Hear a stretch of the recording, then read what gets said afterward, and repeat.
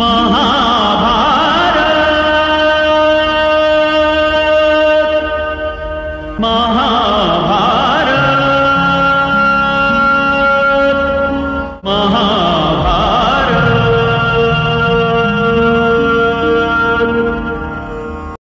जी हाँ दोस्तों, आपका स्वागत है आपके अपने YouTube channel perfect science coaching centre में।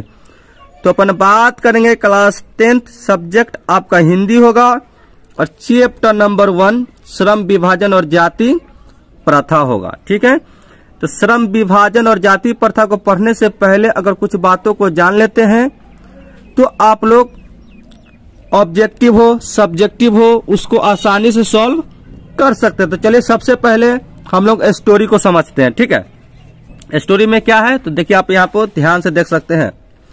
सबसे पहले लेखक का परिचय जान लेते हैं। ठीक है, श्रम विभाजन और जाति प्रथा क्या है तो आप यहाँ पर देख सकते हैं निबंध है। क्या है तो निबंध है। ठीक है, चलिए यहाँ पर आप देख सकते हैं लेखक डॉक्टर भीमराव अंबेडकर, ये दलित परिवार से आते थे। श्रम विभाजन और जाति प्रथा के लेखक कौन है तो डॉक्टर भीमराव अंबेडकर है। इनके कई अन्य नाम भी है जैसे बाबा साहेब, संविधान निर्माता। ठीक है, अनेक नाम है। चलिए, इनका जन्म जो हुआ था 14 अप्रैल 1891 ईस्वी में हुआ था। कहा तो महू के मध्य प्रदेश में, एमपी में इनका जन्म हुआ था।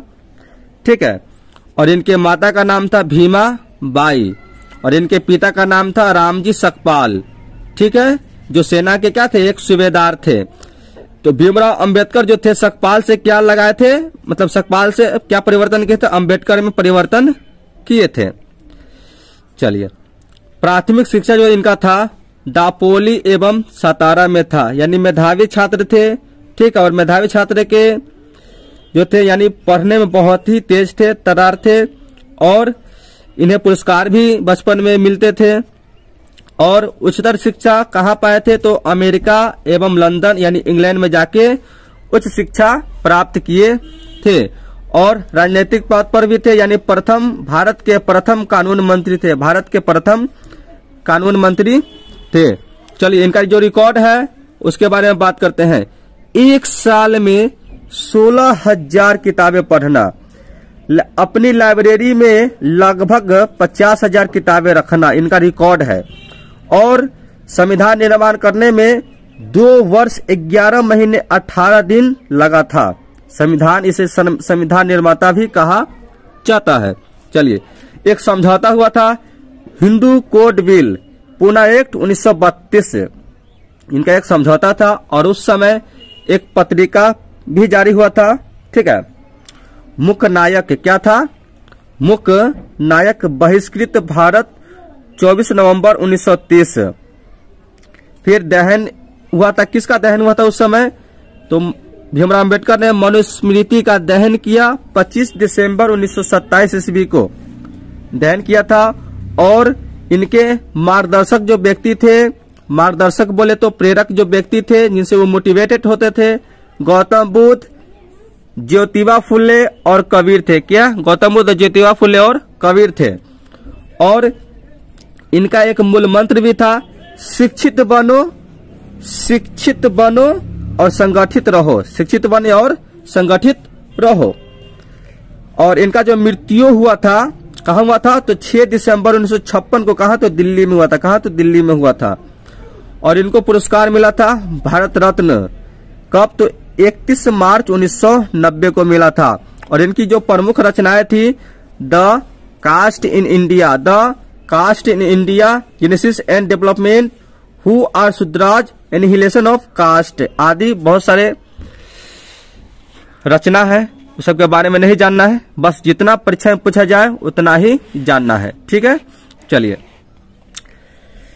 कुछ यानी प्राचीन समय की बात है। उस समय क्या होता था, श्रम विभाजन और जाति प्रथा था। ठीक है, श्रम विभाजन कहने का मतलब है कि काम का बंटवारा और जाति प्रथा का मतलब होता है कि व्यक्तियों का व्यवस्था कैसे किया जाए, यानी मतभेद या जाति। ठीक है, तो श्रम विभाजन कहने का मतलब कि काम करने वालों का विभाजन। ठीक है, जैसे कोई लोहा का काम कर रहा है तो वो लोहा संबंधित काम करेगा। ठीक है, मतलब जाति के आधार पर उस समय काम करता था। ठीक है, जैसे कोई लोहार जाति है तो लोहा का काम करेगा, कोई सोनार है तो सोना का काम करेगा, कोई कुम्हार है तो मिट्टी का काम करेगा। ठीक है, मिट्टी संबंधित काम करेगा, जैसे कुम्हार जो मिट्टी का सामान बनाता है। ठीक है, जैसे सोनार हो गया तो सोनार आभूषण बनाता है, कान में के, नाक में के झुमका ये सब बनाता है। ठीक है, और उस समय जो था व्यक्तियों मतलब 4 वर्णों में विभाजित था। जातीय प्रथा को वर्ण व्यवस्था भी कहा जाता है। उस समय जो व्यक्तियों का जो व्यवस्था था वो ब्राह्मण था, क्षत्रिय था और वैश्य था और शूद्र था। ये 4 स्तंभ में बांटा गया था व्यक्तियों को। यानी कि जो ब्राह्मण था वो पुजारी थे, पूजा करते थे और विद्वान थे। ठीक है, और जो क्षत्रिय थे वो शासक थे और योद्धा थे, यानी युद्ध करते थे। और जो वैश्य थे वे किसान थे एवं व्यापारी थे। और जो शूद्र थे वे सेवा प्रदाता यानी सेवा करते थे और मजदूर थे। तो 4 स्तंभों में क्या था, व्यक्तियों का बंटवारा था। ठीक है ना। तो ये ब्राह्मण और क्षत्रिय जो उच्च जाति के लोग थे और वैश्य और शूद्र जो थे वो निम्न जाति के लोग थे। तो उच्च जाति के लोगों द्वारा निम्न जाति के लोगों पर अत्याचार होता था। क्या था, अत्याचार होता था। तो भीमराव अंबेडकर ने ये सब देखा। क्या, भीमराव अंबेडकर ने ये सब देखा। ठीक है, क्या ये सब देखा तो उनसे रहा नहीं गया। क्या, उनसे रहा नहीं गया। और उस समय की बात है जब भीमराव अंबेडकर पानी पीने जाते थे या पढ़ने जाते थे तो उन सब से उनको वंचित रखा जाता था, यानी शिक्षा उन्हें स्कूल में नहीं दिया जाता था। ठीक है, और उन्हें पानी कुआं से नहीं पीने दिया जाता था। क्यों, क्योंकि वो अछूत जाति के थे। ठीक है, यानी उन्हें ये सब नहीं दिया जाता था। ठीक है, ये सब को खत्म करने के लिए भीमराव अंबेडकर बहुत पढ़े और लगभग 32 डिग्रियां हासिल किए।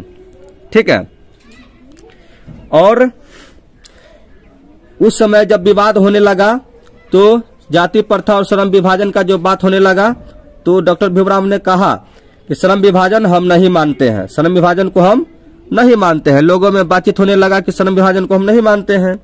डॉक्टर भीमराव बोले कि देखिए मनुष्य की रुचि पर आधारित होना चाहिए, जो कि आधारित नहीं है। कहने का मतलब है कि व्यक्ति की जो योग्यता है उसके अनुसार कोई काम करे। और दूसरा इनका मानना था कि व्यक्ति के जन्म से पहले ही उसका पेशा तय करना ये गलत है। क्या, ये गलत है। मनुष्य का जो शिक्षा होता है या कोई काम होता है वो अपने योग्यता के आधार पर कोई काम कर सकता है, कोई काम कर सकता है।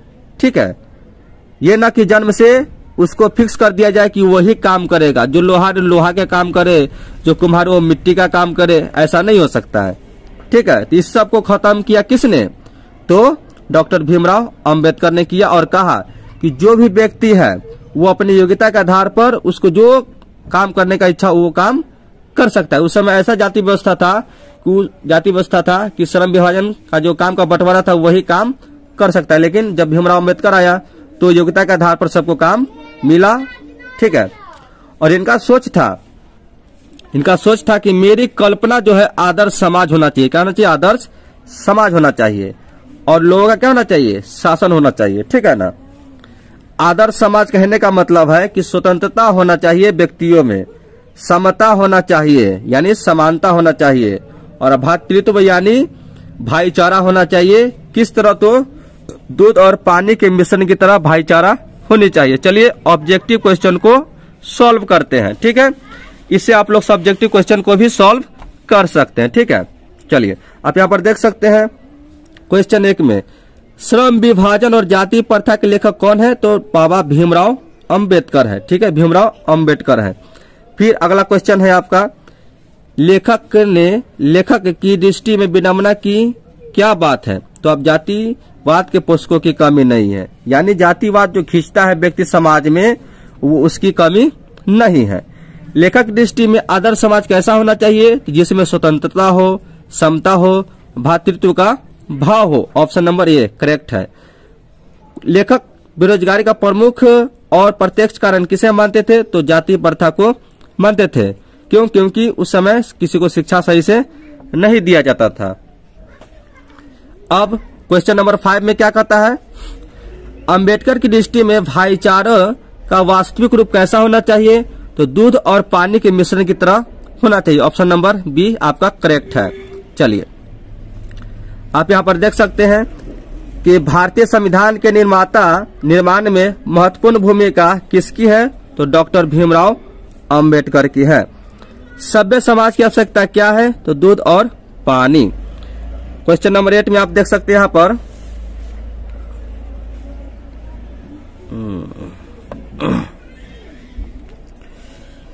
निम्नलिखित रचनाओं में से कौन सी रचना डॉक्टर भीमराव अंबेडकर की है, तो the caste in India, the untouchables, you are they, who are Shudras, इनमें से सभी। तो इनमें से सभी बुक जो रचना है ये डॉक्टर भीमराव अंबेडकर की है।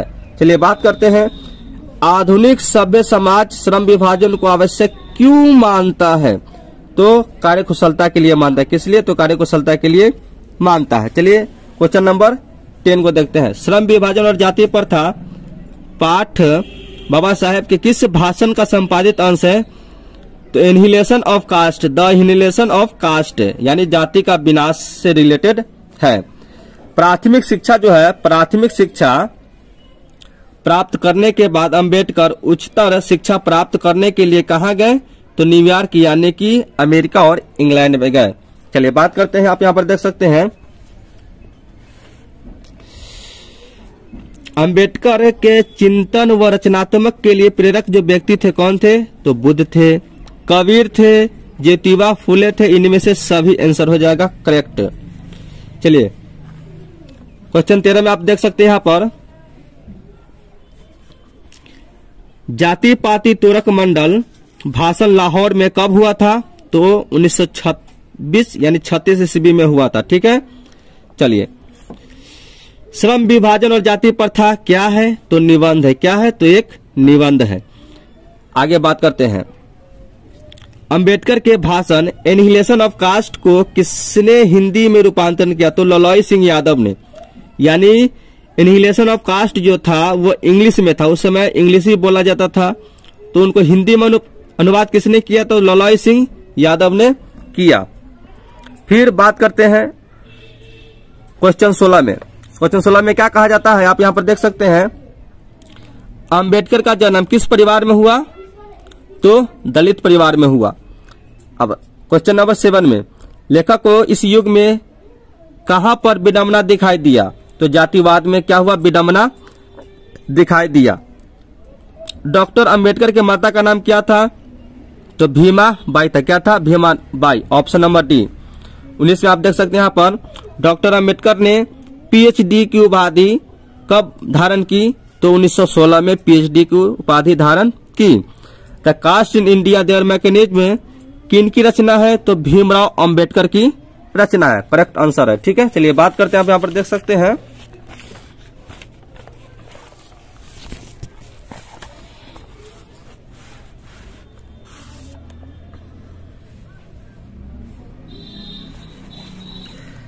आदर्श समाज स्वतंत्रता समानता भातृत्व पर आधारित होगा, किसने कहा, तो भीमराव अंबेडकर ने कहा। क्वेश्चन नंबर 22 पेशे का दोषपूर्ण निर्धारण करती है, क्या जाति प्रथा करती है। क्वेश्चन नंबर 23 जाति प्रथा भारत में बेरोजगारी का एक प्रमुख कारण बनी हुई है, क्या है, तो प्रत्यक्ष भी है और प्रमुख भी है, दोनों है। ठीक है। चलिए मुख्य नायक क्या है, तो एक पत्रिका जारी हुआ था। ठीक है। डॉक्टर भीमराव अंबेडकर की मृत्यु कब हुआ था, तो 1956 में कहा हुआ था, दिल्ली में हुआ था। क्वेश्चन नंबर 26 में डॉक्टर भीमराव अंबेडकर का जन्म कब हुआ, तो आप यहाँ पर देख सकते हैं 14 अप्रैल 1891 कहा हुआ, तो दिल्ली में हुआ था। ठीक है। ओहो सॉरी, महू के मध्य प्रदेश में हुआ था। डॉक्टर भीमराव का मृत्यु कहाँ हुआ था, महू के मध्य प्रदेश में हुआ था। डॉक्टर अंबेडकर ने किस पत्रिका का संपादन किया, तो बहिष्कृत भारत। 29 में भारतीय संविधान का निर्माता के रूप में हमें किन्हें जानते हैं, तो डॉक्टर भीमराव अंबेडकर को जानते हैं। डॉक्टर अंबेडकर का वांग्य हिंदी के कितने खंडों में प्रकाशित था, तो 21 खंडों में प्रकाशित था। आधुनिक सभ्य समाज कार्यकुशलता के लिए किसे आवश्यक मानता है, तो श्रम विभाजन को मानता है। डॉक्टर अंबेडकर के पिता का क्या नाम था? तो रामजी सकपाल था। क्या था? रामजी सकपाल था। ठीक है। जाति प्रथा एवं श्रम विभाजन के साथ साथ किसका रूप लिए हुए था? तो श्रमिक विभाजन का। क्या था? श्रमिक विभाजन का था। ठीक है। चलिए, डॉक्टर भीमराव अंबेडकर ने किस प्रथा को आर्थिक पहलू से भी खतरनाक माना? तो जाति प्रथा को माना। ठीक है। तो चलिए, आप लोग को ये वीडियो कैसा लगता है कमेंट करके जरूर बताएं। फिर मिलते हैं नेक्स्ट वीडियो में, तब तक के लिए जय हिंद।